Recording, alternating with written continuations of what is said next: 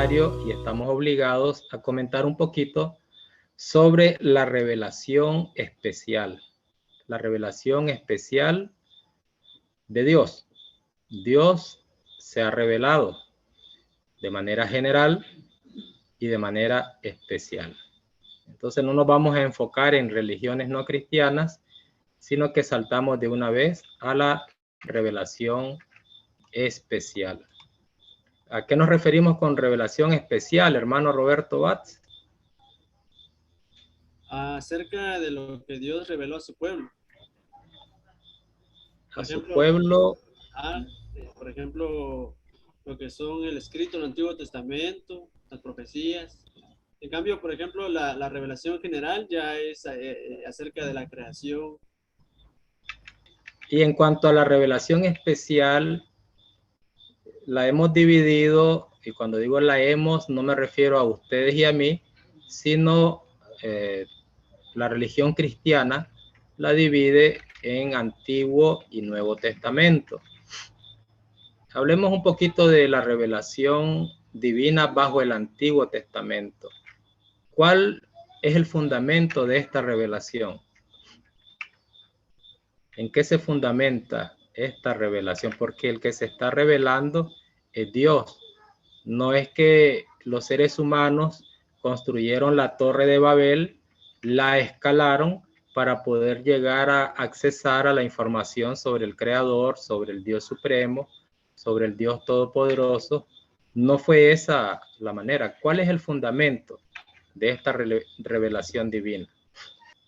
El fundamento es la elección de Dios. Dios elige a un pueblo para revelarse. Pero alguien dirá, ¿y por qué Israel? Y muchos lo dicen. Yo no sé si ustedes se lo han preguntado alguna vez. ¿No eran mejores los egipcios?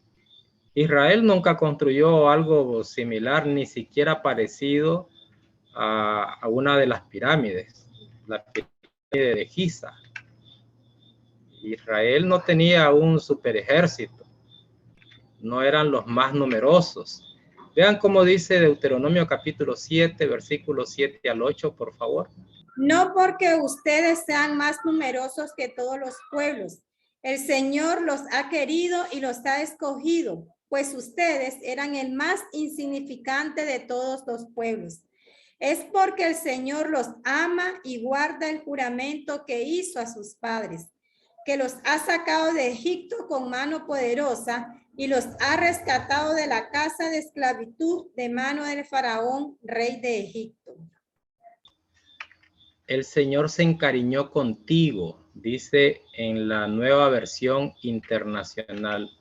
Entonces, la elección por parte de Dios es el fundamento de la revelación divina bajo el Antiguo Testamento. Ahí no hay mérito por parte del pueblo. No estamos hablando del Nuevo Testamento, pero en el Nuevo Testamento vendría a decir Pablo que el Señor Jesucristo le dijo, bástate mi gracia, mi poder se perfecciona en la debilidad. Entonces buscar al pueblo más numeroso le iba a restar mérito también a la gran hazaña de el Dios Todopoderoso, como hizo tantas maravillas con un pueblito que era pequeño. Aquí estamos viendo, ustedes no son los más numerosos. Y mire qué bonito piropo les lanza, creo que es Moisés, ¿verdad? Y Moisés les lanza un piropo y les dice, ustedes son el pueblo más insignificante de todos. No sé si es elogio, no sé si les está levantando el ánimo, pero ya en el contexto nuestro creo que hay un elogio en estas palabras si fueran hacia nosotros. Tenemos este tesoro en vasos de barro, frágil. Nos caemos y nos quebramos. Algunos literalmente nos quebramos en el cristianismo. Nos deshacemos, nos hacemos pedacitos. cuando nos ofenden con una palabra, con un mal gesto. La elección por parte de Dios se manifestó de una manera dramática. Ustedes ven cómo estaban siendo atormentados cuando vivían como esclavos. Dios los sacó, pero yo creo que esto va más allá. Es cierto que la elección de Israel fue formalizada en el pacto con Yahvé por medio de Moisés, pero sí o no que esto va más atrás. Fue desde que estaban en Egipto que Dios eligió a este pueblo, o fue antes. A ver, como les dice Lenin, esto es de escuela dominical, le dice Lenin, a veces lo escucho. Antes. Y más o menos cuánto antes, o al menos en alguna cita bíblica. Sería un poquito allá por Génesis 12, tal vez. Sí, ¿verdad? Posiblemente Génesis 12, ¿verdad? Hermano, y eso cuenta desde los primeros patriarcas, porque si fue de los primeros patriarcas, recordemos que Sem fue apartado también como padre principal del asunto escogido, pero ahora si vamos a ir a lo que es el pueblo de Israel, tampoco fue en Abraham, porque en Abraham es el que está escribiendo que dice que levitas dieron el diezmo junto con Abraham, tampoco dice que fue escogido ahí. Nada más. Y la promesa que se le hizo a Abraham también fue hecha a Sem. Bueno, no, ahí no. Entonces mejor léase por ahí Génesis 12 para que entendamos, nos pongamos de acuerdo. Y el Señor dijo a Abraham: vete de tu tierra y de entre tus parientes y de la casa de tu padre a la tierra que yo te mostraré. Haré de ti una nación grande y te bendeciré. Fíjate. ¿Sí? Y engrandeceré tu nombre y serás bendición. Bendeciré a los que te bendigan y al que te maldiga maldeciré. Y en ti serán benditas todas las familias de la tierra. Aunque ahí solamente tenemos la respuesta, pero ¿cómo la entendemos? Quiero entender qué súper especial que era este Abraham. Qué súper especial. No era el único habitante de la tierra, ya que lo menciona hermano Lamberto, estaba Sem, estaba Enoc, habían personajes que también tenían méritos, pero que solamente a Abraham se le hizo esta promesa. ¿Por qué solamente a ese insignificante pueblo? Así lo leímos en Deuteronomio 7. ¿Por qué no a otra persona, a otro pueblo? Y lo otro que también me lo he preguntado es cómo se desarrollaron otras naciones sin la dirección, sin la guía del creador del universo, del Dios todopoderoso, de Yahvé. ¿Cómo se desarrollaron los egipcios? Qué monstruosidad de nación, qué imperio más hermoso, más enorme. En ese sentido era insignificante Israel, más bien eran los esclavos de los egipcios. Eran insignificantes y no por tratar de humillarlos, se les dice así, sino que en la realidad, humanamente hablando, eran un pueblo insignificante. Los babilónicos, viendo también algunos libros paralelos del Antiguo Testamento escritos de aquella época, Israel no era la gran cosa. Entonces, qué especial este Abraham.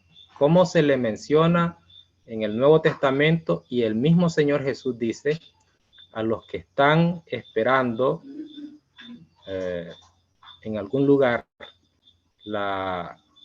el juicio, el dictamen final para ver si se van a la presencia del Señor en el seno de Abraham. Casi no era importante este señor. Eso es muy emotivo. Entonces, cuando dice que fue por la elección de Dios, Dios es el que elige al pueblo, no es el pueblo el que se gana el privilegio de convertirse en la nación especial, sino que Dios decide a quién manifestarse, a quién revelarse. Dios está dispuesto a manifestar su naturaleza y su voluntad a Israel. Y la voluntad no es salvar solamente a Israel. La voluntad del Señor es salvar al mundo entero, salvar a toda la humanidad. Él no quiere que ningún hombre perezca. Eso ya lo encontramos en el Nuevo Testamento, que es donde se van explicando algunos de los relatos, los propósitos de los relatos en el Antiguo Testamento. Cómo Dios, dentro de su plan, que lo trazó desde antes de la fundación del mundo, y miren, sigo citando al Nuevo Testamento, porque como alguien lo dijo bien, no podemos entender el Antiguo sin el Nuevo, ni el Nuevo sin el Antiguo. Estoy tratando de hablar del Antiguo y se me vienen esos textos así infiltrados involuntariamente, porque el mensaje de Dios es uno, aunque lo dividamos en Antiguo y Nuevo, pero es uno solo. Hermano Dionisio. Hermano, hablando de la importancia de Abraham, que uno se pone a ver que Abraham, es decir, el pueblo de Israel que cayó en Egipto, uno dice, ¿por qué ahí no? Esta gente, estas personas no se mezclaron con Egipto, con los egipcios, siendo un pueblo importante, ¿verdad? Y ya se deshizo la simiente, pero los planes de Dios eran, y las promesas de Dios son tan tajantes, tan, ¿cómo podemos decir? Firmes, de que ese pueblo se mantuvo, aunque esclavo, ¿verdad? Aunque esclavizado y todo, se mantuvo hasta que Dios cumplió la promesa, que también la leemos por ahí, ¿verdad? En Génesis, de que a los 400 años, ¿verdad? Los volvería a sacar. Y los sacó de ahí, los hizo una nación y ya vino el asunto a revelarse, digamos, ya como lo conocemos, como lo enseña la palabra de Dios. Vamos con Éxodo 19. Éxodo 19. ¿Cuál era la condición de este pacto? Y Moisés subió a Dios y Dios lo llamó desde el monte diciendo, así dirás a la casa de Jacob y anunciarás a los hijos de Israel. Vosotros visteis lo que hice a los egipcios y como os tomé sobre alas de águila y os he traído. Ahora, pues, si diréis oído a mi voz y guardaréis mi pacto, vosotros seréis mi especial tesoro sobre todos los pueblos, porque mía es toda la tierra. Y vosotros me seréis un reino de sacerdotes y gente santa. Obediencia y fidelidad. Pero ¿cuál es el problema con la naturaleza humana? ¿Cuál fue el problema allí con Israel? Aquí tenemos un dicho que lo saben, yo creo que Raquel lo maneja muy bien, que poner a un indio a repartir chicha es un grave problema. Y el punto es, Raquel, ¿es porque se bebe la chicha o porque se siente muy importante? Porque cualquiera de las dos cosas podría ser. Poner un indio a repartir chicha no es conveniente. ¿Por qué, Raquel? Explíquenos ese dicho popular. Yo creo que es porque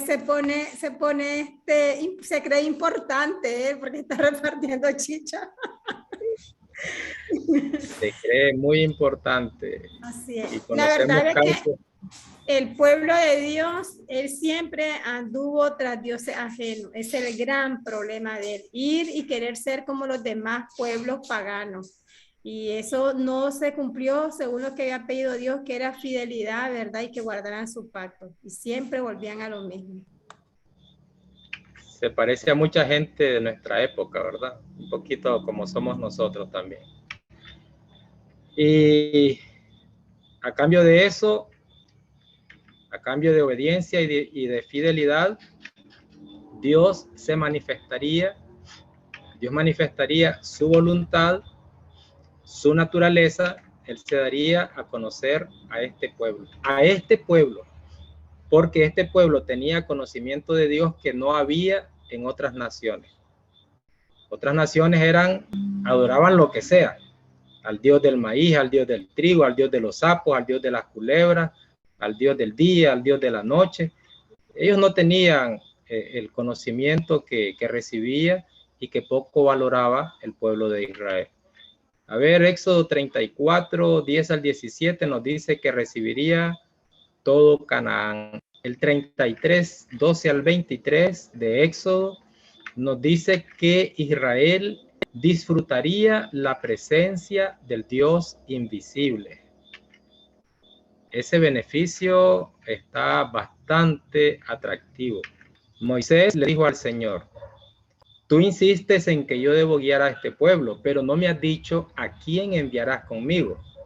También me has dicho que soy tu amigo y que cuento con tu favor.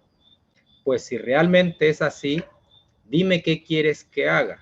Así sabré que en verdad cuento con tu favor. Ten presente que los israelitas son tu pueblo. Y el Señor le respondió: yo mismo iré contigo y te daré descanso. O vas con todos nosotros, replicó Moisés, o mejor no nos hagas salir de aquí. Como dos brothers ahí, ¿verdad? Como dos cuates platicando, Moisés un poquito igualado también. O vas con nosotros o no nos toques, aquí estamos, mejor nos quedamos aquí. Si no vienes con nosotros, ¿cómo vamos a saber tu pueblo y yo que contamos con tu favor? ¿En qué seríamos diferentes de los demás pueblos de la tierra? Esa es una buena pregunta y la podemos contextualizar a nuestros días. ¿En qué seríamos diferentes nosotros a los que no quieren obedecer el evangelio? Esa es una buena pregunta. ¿En qué seríamos diferentes si no contamos con la presencia del creador del universo? Y usted ha escuchado a cristianos y vive diciendo, Dios ya se olvidó de mí, Dios no quiere nada conmigo, a mí me sale todo mal, ya esto es un desastre. Y que lo diga eso un cristiano, una cristiana, es contraproducente. Eso no encaja. Está bien, le dice en el versículo 17, le dice Yahvé: está bien, haré lo que me pides, pues cuentas con mi favor y te considero mi amigo. Qué bárbaro. Así dice la Reina Valera 2015, Raquel, te considero mi amigo. ¿Cómo dice ahí? A ver. Veamos. Dice, el Señor dijo a Moisés: también haré esto que has dicho, por cuanto has hallado gracia ante mis ojos y te he conocido por tu nombre. Esta que les acabo de leer es la nueva versión internacional. Interesante que dice: cuentas con mi favor y te considero mi amigo. Pero estuvo bonita esa plática, ¿sí o no? Estuvo un poco fuera de lo común. El creador del universo hablando con esas palabras y hablándole a Moisés, al creador, también con semejante vocabulario que estuvo usando ahí. Déjenme ver la textual, como dice. Y Yahvé dijo a Moisés: también cumpliré esta palabra que has hablado, por cuanto has hallado gracia ante mis ojos, y yo te he conocido por nombre. Bueno, habría que preguntarle a a la Nueva Versión Internacional, de donde sacó que dice, te considero mi amigo. Ya sonó hasta como para asustarme, ¿verdad? Y un poquito más escalofriante. Aunque no dudo que haya cierto tipo de amistad. No sé en qué grado, no sé a qué nivel. El punto es, el fundamento de la elección de este pueblo no es por los ojos bonitos de los habitantes de Israel, no es por el color de su piel, por los numerosos, no es por los poderosos, no es por lo inteligente, no es por lo disciplinado. Yo quisiera saber en qué principalmente se basó. Algún pueblo tenía que ser. Y cómo lo impactó tanto a Abraham para que haya sido el pueblo, los descendientes de este señor llamado Abraham. Ahí se puede hacer un sermón bastante bonito, un poquito de datos históricos, hablando de la persona de Abraham. Hay argumentos que pueden servir para que ese tema, hablando de Abraham, sea bastante motivacional en la iglesia, a los cristianos. ¿Cuáles eran estos periodos de revelación bajo el Antiguo Testamento? Decía el hermano Leonicio que ahí tenemos el patriarcal. Nos vamos hablando de Abraham, de José, de Rubén, Simeón, Leví, Judá, Isaacar, Dan, Neftalí, Gad y Aser, Zabulón, todos esos los hijos de Jacob. Es el periodo patriarcal. El segundo es el mosaico. ¿Cuál es el mosaico? El que se describe allí en el Éxodo, en el libro, ¿verdad? Éxodo, es por medio de Moisés, por eso se le llama mosaico. Y también tiene que ver con lo acontecido ahí durante el peregrinaje en el desierto. Ese es el segundo periodo en que Dios se revela. Está también el periodo monárquico. Esto de monárquico tiene que ver con los reyes, ¿verdad? Y se divide en la primera nación. Ustedes saben que el reino se dividió, y si no lo saben, tómenlo en cuenta, que se le puede considerar un periodo diferente que en la primera nación, que es con Samuel, el profeta Samuel, y el reino está unido. Es un solo reino, no se habla de dos reinos. Después sí se habla del periodo del reino dividido, el reino del norte, el reino del sur, el reino de Israel, el reino de Judá. También se le conoce como reino profético. Ahí tuvieron mucho que ver los profetas trabajando con los monarcas, con los reyes, en esas revelaciones de Dios. Después el periodo del cautiverio de Babilonia principalmente. Ese otro periodo en el que Dios estuvo revelando. Él nunca dejó de revelarse, de manifestarse a todo el pueblo. Después el periodo de la restauración, que también, ¿cómo se le conoce este periodo de restauración? Post-exílico, es decir, cuando salen del exilio. ¿Cuántos periodos les mencioné? Patriarcal, mosaico, monárquico, reino dividido, cautiverio en Babilonia y el post-exílico. Seis periodos. Siempre se estuvo revelando. Y desde la perspectiva del canon veterotestamentario, podemos hacer una división triple. La ley o Torah, los profetas conocidos como Nevi'im, y las escrituras. Ese es las divisiones, o cómo se le conoció a esas partes del canon veterotestamentario: la Torá o la ley, los profetas y las escrituras. Las escrituras, el Ketubim, que incluye los sapienciales, algunos históricos, algunos proféticos. Por eso es que algunos lo dividen en tres: ley, profetas y escritura. No es que la ley y los profetas no fueran escritura, lo que pasa es que es una manera de incluir otra sección. Aunque más común, más popularmente conocido el Antiguo Testamento como la ley y los profetas.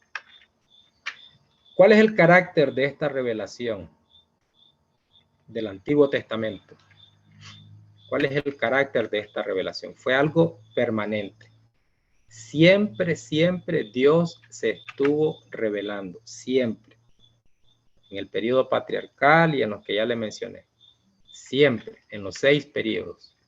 El carácter único de la revelación bajo el Antiguo Pacto es los hechos, es decir, esos hechos que constituyeron la historia de Israel. Existe una relación íntima, una teología íntima de Israel con su historia. No se puede separar la historia de Israel con su teología, es decir, con las revelaciones escritas. Existen conceptos de esta revelación que atrajeron a prosélitos de otras naciones, prosélitos gentiles, que estaban interesados en la fe judía. ¿Cómo lograron interesarse en la fe judía?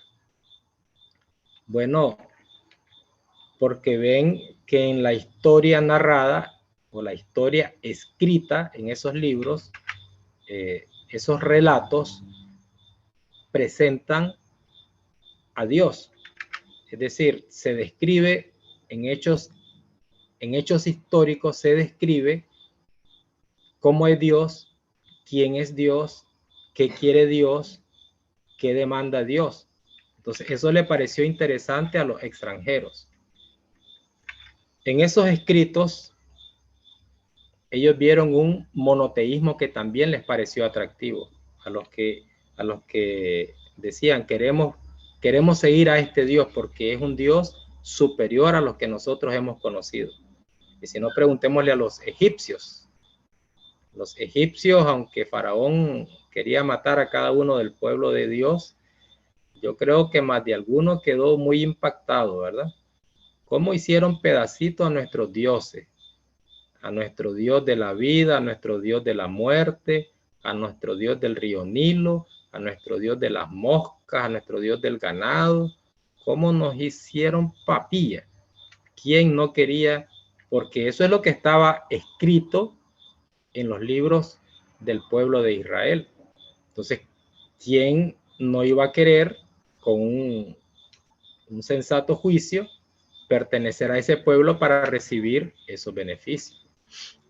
Entonces tenemos que los atributos de Yahvé que se describen también ahí, la santidad, la justicia, el amor, la fidelidad. Si alguien demostró fidelidad, ese era Yahvé.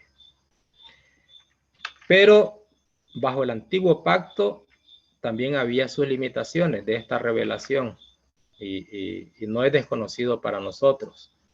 Por ejemplo, para muchos les parecía algo gravoso o pesado y no tenía esta revelación una provisión adecuada para la remisión de los pecados. Es decir, no se podía limpiar absolutamente los pecados de nadie bajo el régimen del Antiguo Testamento. Esa podríamos decir que era una de las limitaciones. Y para ellos había una extrema trascendencia de Dios.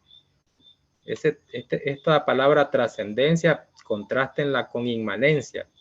Es decir, Dios trascendente es un Dios inalcanzable.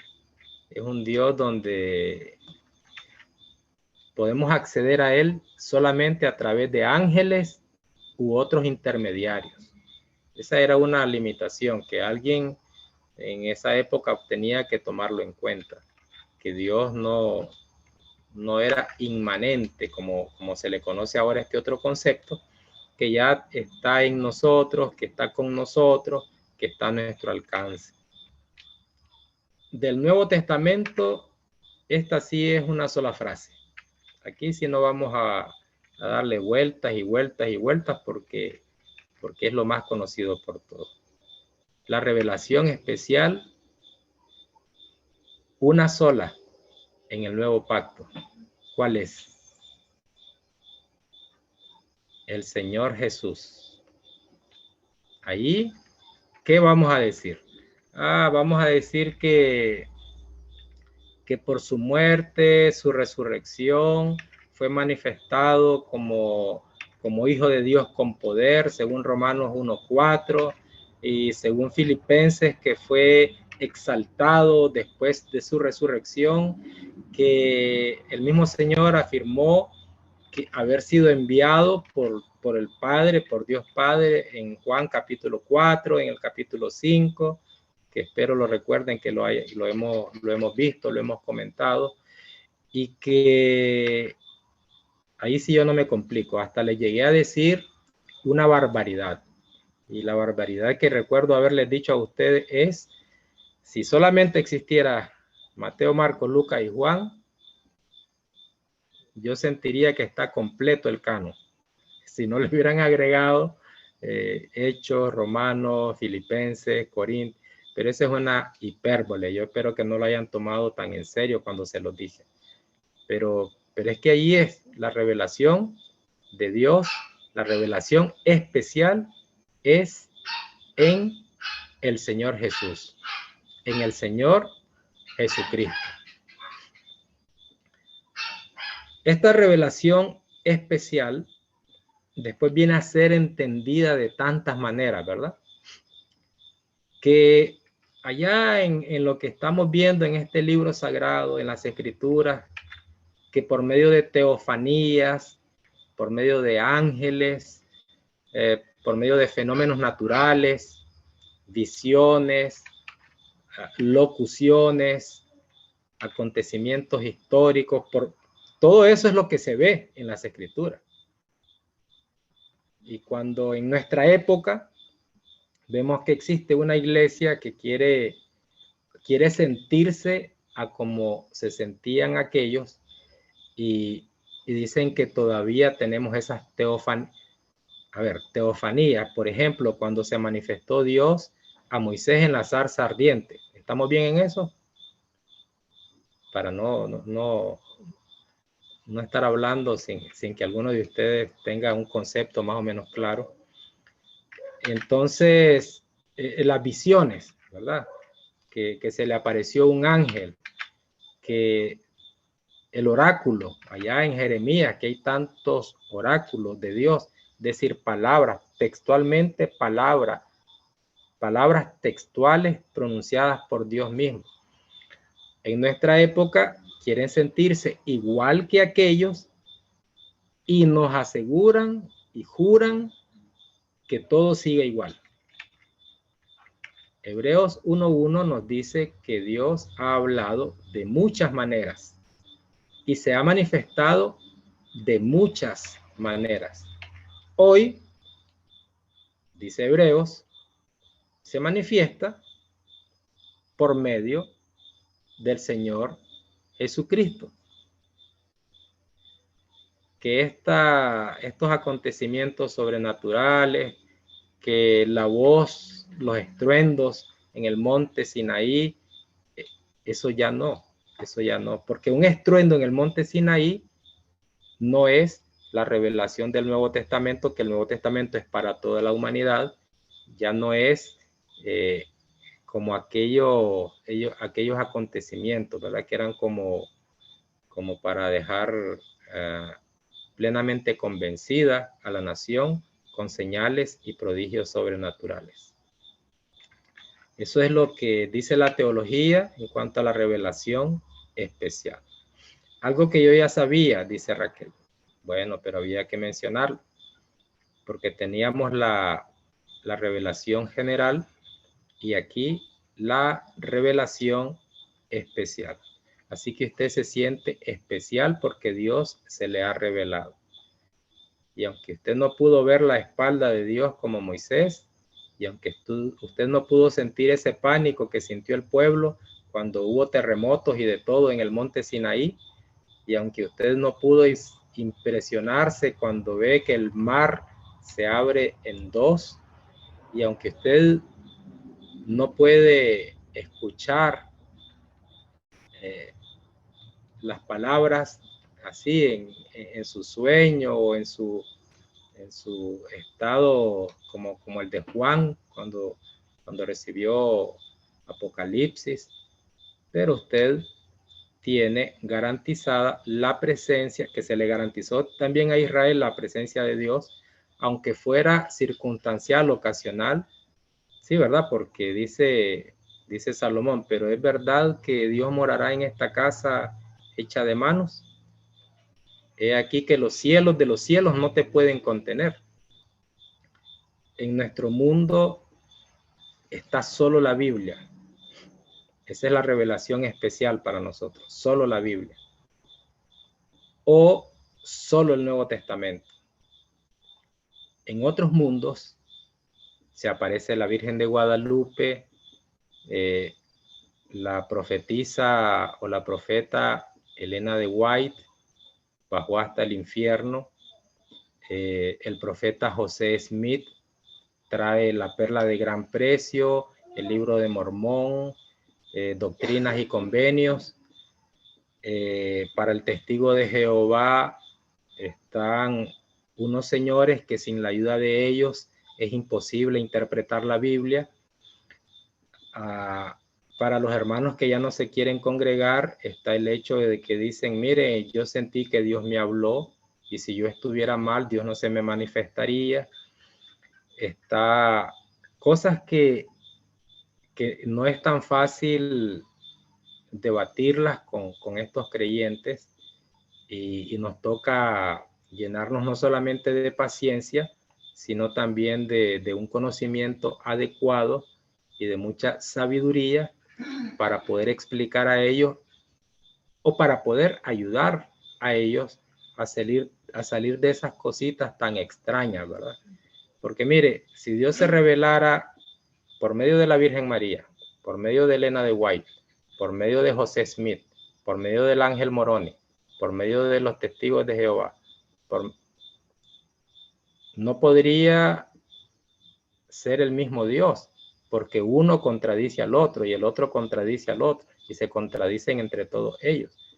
Ahí es donde se le hace fácil a muchos de nosotros decir, miren, necesitamos una regla, una medida única. Entonces, el que se le apareció a la Virgen María, que vuelva a la Biblia. El que se le apareció el ángel Moroni, que vuelva a la Biblia. Y así nos evitamos.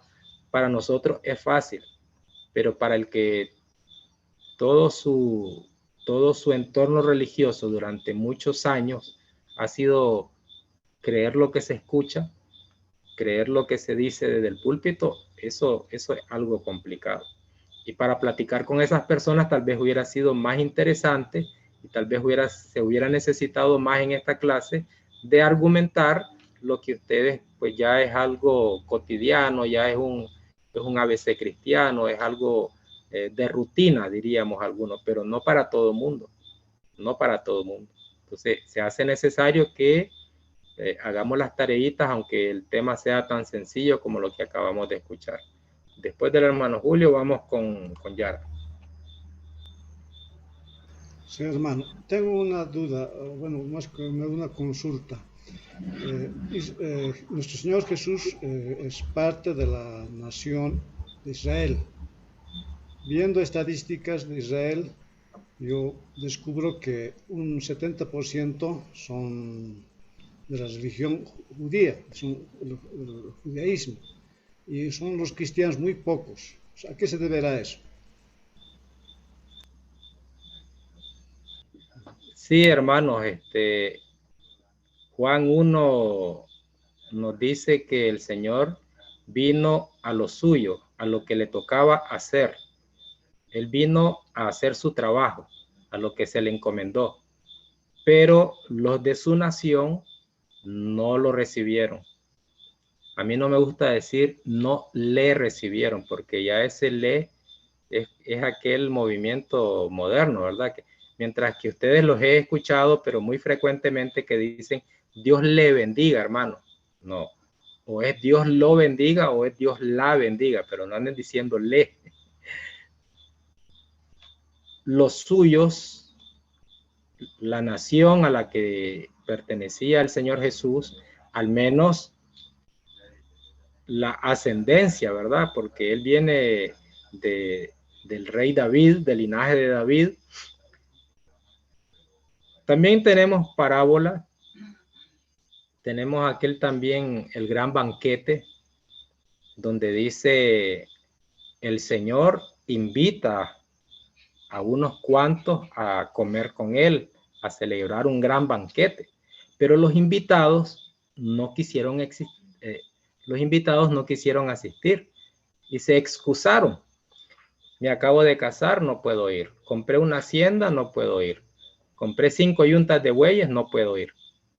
Esos son los judíos. Entonces dice el Señor de la casa, vayan a los parques, a las calles, a todos los lugares, tráiganme a gente extraña, esos son los gentiles. Entonces, como que tuvo más aceptación el Señor Jesús, el Evangelio, su venida, el cumplimiento de las profecías fue entendido mejor por los que eran de afuera. Algo tiene que ver lo que acabamos de comentar, porque con los escritos del Antiguo Testamento se hizo más fácil la comprensión del establecimiento de una iglesia. Y ese proselitismo no fue solamente después de la venida del Señor Jesús que los gentiles buscaron la salvación, sino que desde antes había un buen grupo de personas que se acercaban a ese Dios todopoderoso que era capaz de tantos portentos y de tanta misericordia, tanta compasión, de tratar bien a un pueblo que ofrecía también tratar bien a los extranjeros. Desde esa época, lo dijo el mismo Señor Jesús, lo dijo el evangelista, lo dice el Nuevo Testamento, los judíos siguen esperando al Mesías. ¿Qué le parece? Todavía lo están esperando y el que preguntaba más era el hermano Leonicio. ¿Y cómo es posible que con tanta evidencia, dice el hermano Leonicio, y me lo dijo más de una vez y en más de una clase, cómo es posible? Y nos podemos hacer todos la misma pregunta. ¿Cómo es posible que el Señor Jesús, siendo judío, bueno, él se encarnó, ¿verdad? Hablando del linaje de su árbol genealógico, pero como encarnado, ¿verdad? De su papá, de su mamá. Entonces, ¿cómo es posible que lo rechazaran? Es posible. Y no es de extrañarse, mientras más pasen los años, menos les interesa el tema del Señor Jesús. No lo ven como Dios, no lo ven como hijo de Dios, no lo ven como Mesías y le ponen trabas. Dicen que cómo era posible que saliera de un pueblito, decían allá en aquella época, un pueblito insignificante. ¿Cómo es posible que se dejara, que se sometiera? ¿Cómo es posible que tiró la toalla, que no levantó al ejército que esperábamos que levantara para derrocar al Imperio Romano? Y más bien fueron los judíos los que fueron exterminados en el año 70, que hasta se perdieron los anales de los judíos, es decir, los registros en los libros desaparecieron. Ya nadie sabe si existe o no existe un judío puro, porque desde que un judío se une con un gentil, ya no es judío. Acuérdense de los samaritanos. Entonces, fueron ellos los exterminados, los destruidos, sus registros donde decían, miren, yo soy de sangre pura. Así como cuando Pablo dice, miren, yo soy judío, pero de cepa. Ya ningún judío, ningún supuesto judío puede afirmar, miren, yo soy de sangre pura. Mi abuelo, mi tatarabuelo no se juntó con ninguna otra nación. Ya no existe eso. Así que si hay judíos, ya son a medias tintas, ya son cruzados, ya no es una raza pura. y que no hayan recibido al Señor Jesús, Él mismo lo dijo, los evangelios lo testifican, las parábolas, no le puedo contestar por qué razón, pero así es. Yara. Bueno, son dos preguntas. La primera es en qué se va, bueno, no sé si tienen que ver mucho con la clase, pero ya que mencionar los testigos de Jehová, ¿en qué se basan ellos para afirmar de que cierta cantidad son los que se van a salvar? Y mi otra pregunta es que quienes murieron bajo el antiguo pacto no tienen nada que ver en el nuevo pacto cuando se habla de la resurrección, de los muertos. Entonces, no sé si los que murieron bajo el antiguo pacto tienen que ver o entran en el nuevo pacto. ¿En qué se basan los testigos de Jehová para decir que solamente 144,000 se van a salvar? En Apocalipsis 7. En Apocalipsis 7, los 144,000 sellados. Después de esto vi a 4 ángeles en pie sobre los 4 ángulos de la tierra que detenían los 4 vientos para que no soplase viento alguno. Versículo 4. Y oí el número de los sellados, 144,000 sellados de todas las tribus de los hijos de Israel. El número simbólico de 12 por 12 por 1000, 12 por 12, 144 por 1000, 144,000. Pero no hay tiempo ya de que miremos quiénes son los 144,000.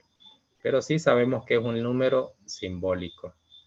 El sentido común lo dice, pero también es interesante, ¿verdad? Para aquellos que quieren aprovechar los días que ofrecemos para temas libres, temas controversiales. El Evangelio, acuérdense que lo hemos mencionado, no sé si se los mencionó también Lenin, el Evangelio es Dios viene a nosotros.